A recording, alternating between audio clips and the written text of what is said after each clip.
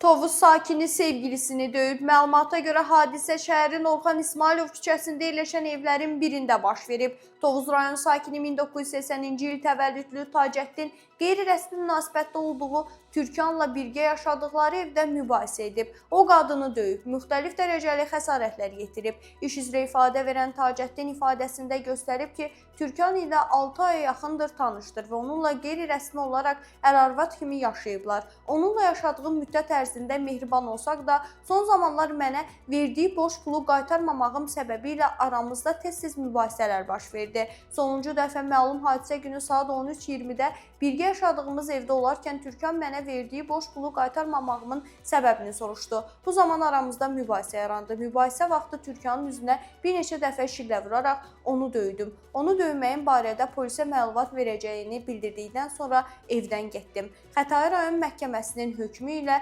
Tacəddin 1500 manat miqdarında cərimə olunub.